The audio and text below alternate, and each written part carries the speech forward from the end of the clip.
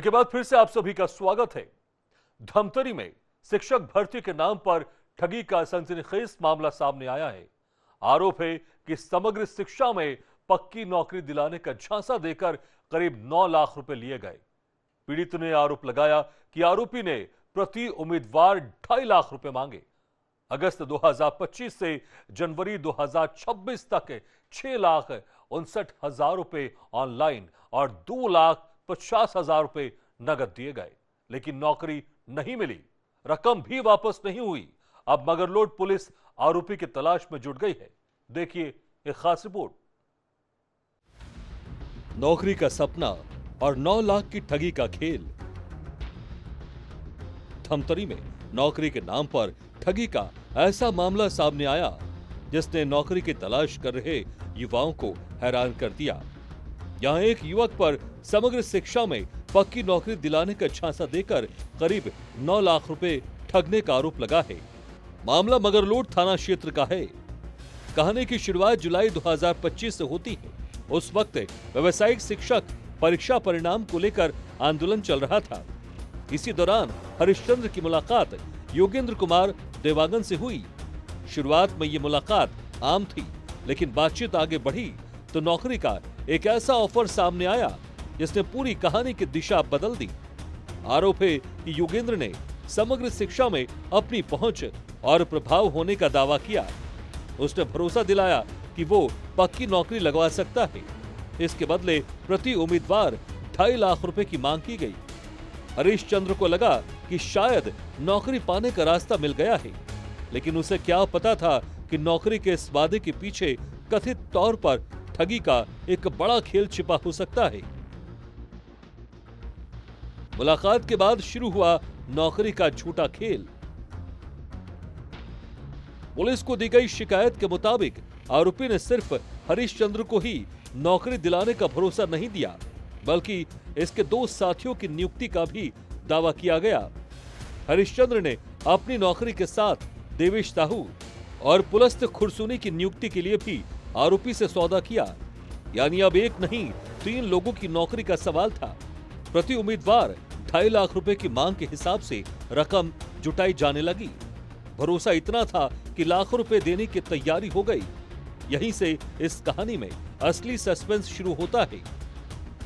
क्या आरोपी के पास वास्तव में नौकरी लगवाने की कोई पहुंच थी? क्या उसके पास किसी अधिकारी या विभाग से संपर्क था, या फिर सिर्फ प्रभाव और पहचान का दावा करके भरोसा जीता गया? इन सवालों का जवाब फिलहाल जांच के बाद ही सामने आएगा, लेकिन शिकायत के मुताबिक इसके बाद पैसे देने का सिलसिला शुरू हुआ। अगस्त 2025 से जनवरी 2026 के बीच अलग अलग तारीखों पर रकम ट्रांसफर की गई। कुछ पैसा ऑनलाइन भेजा गया, कुछ नकद दिया गया।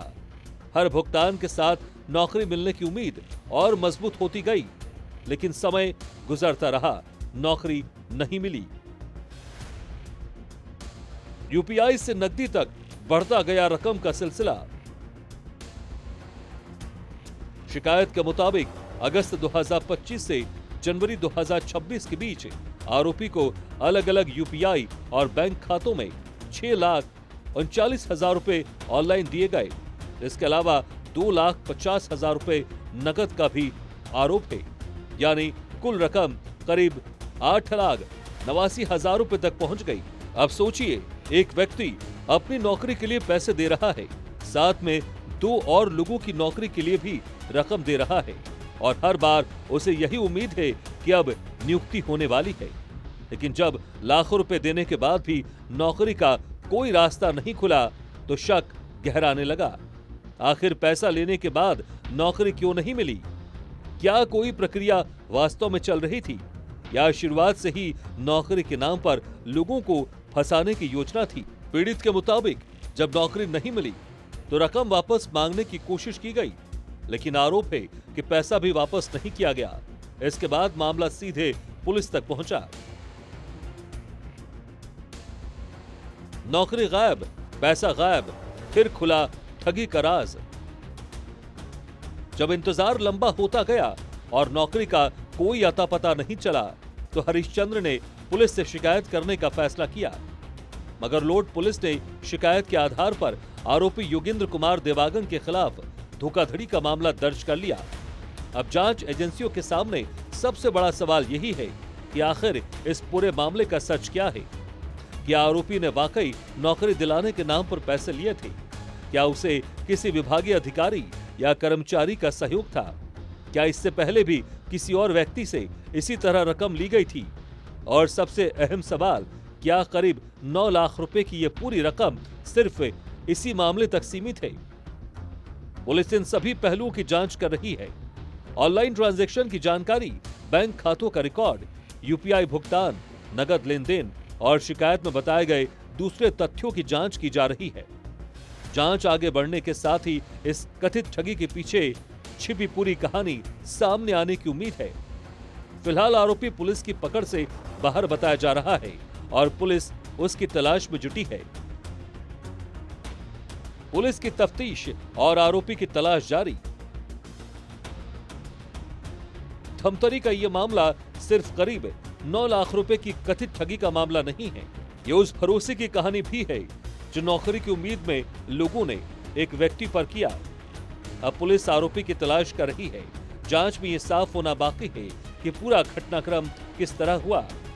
आरोपी ने नौकरी दिलाने का दावा किस आधार पर किया, रकम कहां इस्तेमाल हुई और क्या इस मामले में कोई और व्यक्ति भी शामिल है? हर सवाल का जवाब जांच के साथ सामने आएगा। मगरलोड थाना अंतर्गत करेंटबेड़ी चौकी है, वहाँ पर एक धोखाधड़ी का मामला दर्ज किया गया है। इसमें जो प्रार्थी हैं अनूप साहू, उसने आरोप लगाया है कि योगेंद्र देवांगन नामक व्यक्ति ने उनसे जो है और उनके साथियों से मिलकर कुल मिला के 9 लाख रुपए नौकरी दिलाने के नाम पर ठगी किया है। इस पर अभी जांच की जा रही है। जांच के बाद इसमें जो है अग्रिम कार्रवाई की जाएगी। हाँ, आरोपी को जो है पतासाजी की जा रही है। जैसे ही इसको पता चलता है, इसको गिरफ्तार करके कार्रवाई की जाएगी। ठगी का मामला जो है 2025 का है। इसमें जो है शिकायत मिली थी, शिकायत के आधार पर जांच किया गया है और जांच के बाद जो है इस पे एफआईआर दर्ज किया गया है। एक तरफ करीब 9 लाख रुपए की रकम है, दूसरी तरफ 3 लोगों की नौकरी का सपना और इसके बीच धोखाधड़ी का गंभीर आरोप खड़ा है। अब देखना होगा कि पुलिस आरोपी तक कब पहुंचती है और पूछताछ के बाद इस कथित नौकरी ठगी के खेल का कौन सा नया राज सामने आता है। क्योंकि मामला सिर्फ पैसे का नहीं, मामला उस भरोसे का है जिसे नौकरी के सपने के साथ जोड़ा गया था, जो ठगी के साथ टूट गया। धमतरी से एशियन न्यूज के लिए दीपक साहू की रिपोर्ट।